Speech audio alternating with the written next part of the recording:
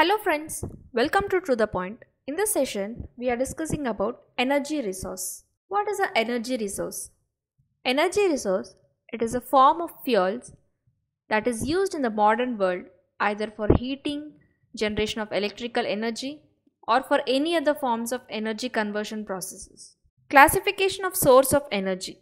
They are divided into two categories, conventional source of energy and non-conventional source of energy. Conventional source of energy, it is further classified into commercial and non-commercial. Commercial sources of energy are coal, petroleum and electricity, and non-commercial are firewood and dried dung.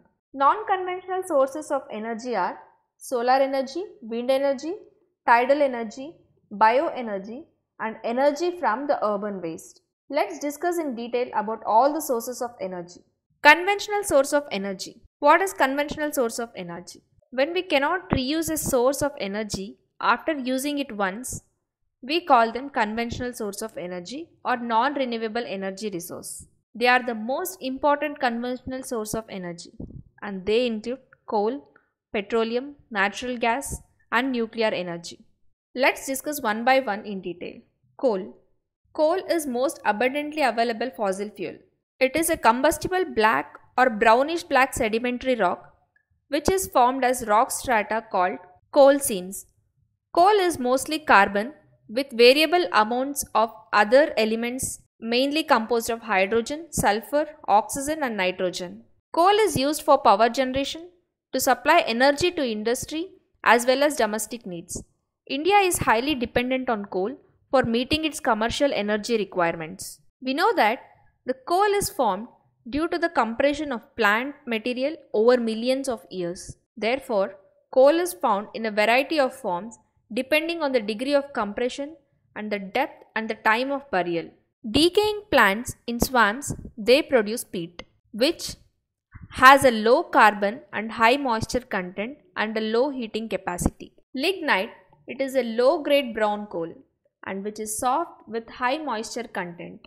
Coal that has buried deep and subjected to increased temperature is bituminous coal and it is the most popular coal in commercial use.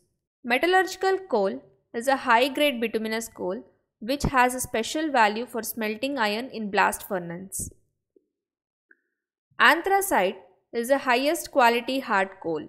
Coal is a bulky material which loses weight on use as it is reduced to ash. Hence, heavy industries and thermal power stations are located on or near the coal fields.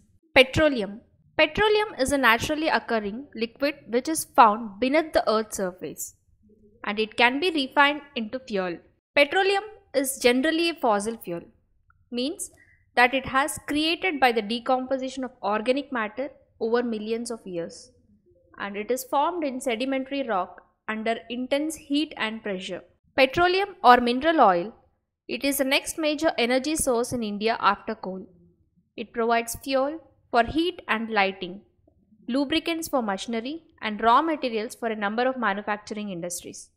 Petroleum refineries, they act as a nodal industry for synthetic textiles, fertilizers and numerous chemical industries. Petroleum, it is also found in fault traps between porous and non-porous rocks. Gas being lighter, it usually occurs above the oil. About 63% of India's petroleum production is from Mumbai High and 18% is from Gujarat and 16% from Assam. Assam is the oldest oil producing state of India. Natural gas. It is an important clean energy resource which is found in association with or without petroleum. It is used as a source of energy in all industrial raw material and in the petrochemical industry. Natural gas, it is considered as environment friendly because of low carbon dioxide emissions and it is therefore the fuel for the present century. Large reserves of natural gas have been discovered in Krishna Godavari basin. Along the west coast, the reserves of Mumbai High and allied fields are supplemented by the finds of Gulf of Cambay.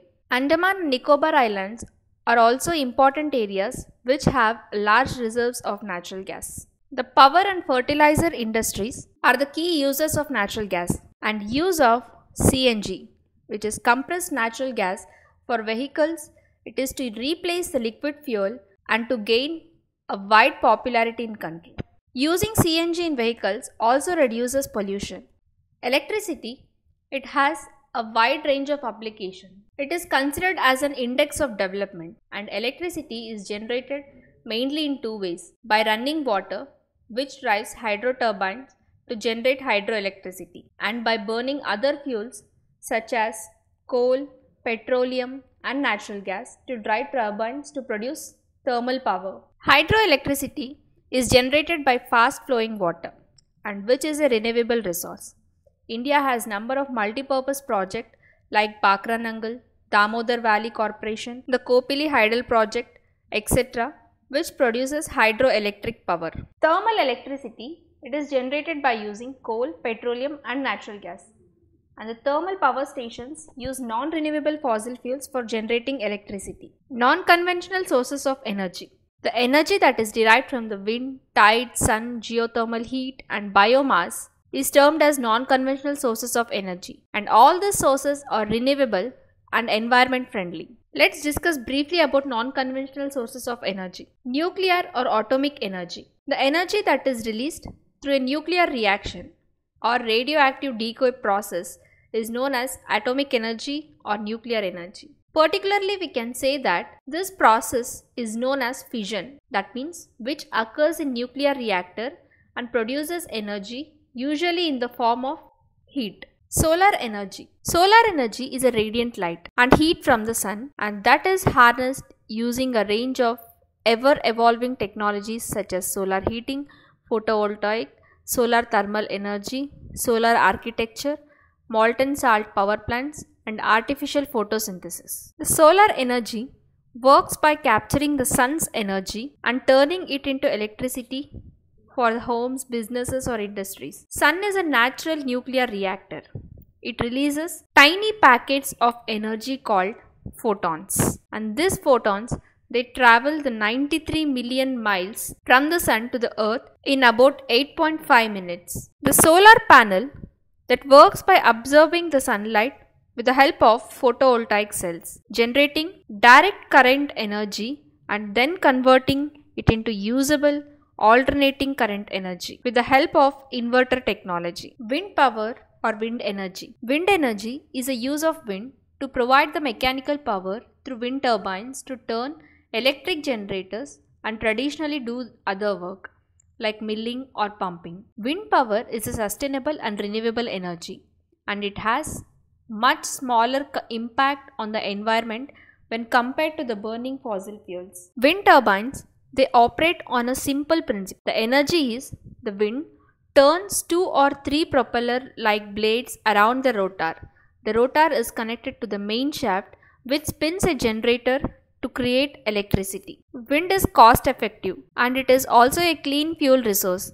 Wind is a domestic source of energy and it's sustainable. Wind turbine can be built on existing farms or ranches. India has great potential of wind power. The largest wind farm cluster, it is located in Tamil Nadu from Nagarkoil to Madurai.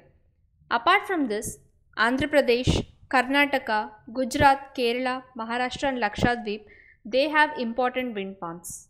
Biogas. Biogas is a type of biofuel that is naturally produced from the decomposition of organic waste. When organic matter such as food scrap and animal waste breaks down in an anaerobic condition, then they release a blend of gases, primarily methane and carbon dioxide.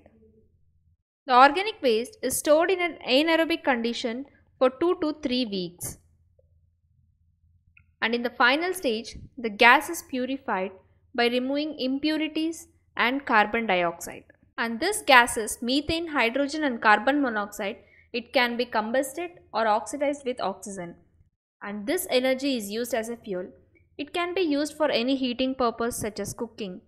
It can also be used in gas engine to convert the energy in the gas into electricity and heat. Tidal energy. Tidal power or tidal energy, it is a form of hydropower. That means it converts the energy obtained from tides into useful forms of power, mainly electricity. Tidal energy has a potential for future electricity generation. Tides are more predictable than wind and the sun. Tidal stream generators are very similar to wind turbines, except tidal stream generators are below the water surface instead of above the land. The turbine and the generator, it converts the movement of water coming from change in tide, the kinetic energy, into electricity. Tidal energy is produced through the use of tidal energy generators, and these large underwater turbines are placed in areas with high tidal movements. The generators are designed to capture the kinetic motion of the ebbing and surging of ocean tides in order to produce electricity. Using the power of the tides,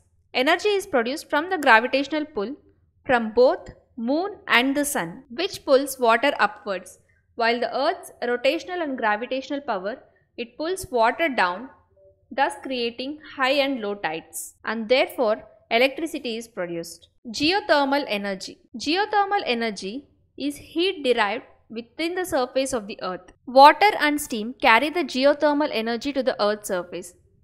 Depending on its characteristics, geothermal energy can be used for heating and cooling purposes, or it can be harnessed to generate clean electricity. The heat is called geothermal energy. People can capture geothermal energy through geothermal power plants, which use heat from deep inside the earth to generate steam to make electricity. Geothermal heat pumps, which tap into heat, they close to the earth's surface to heat water or provide heat for buildings. Geothermal power plants, they use steam to produce electricity.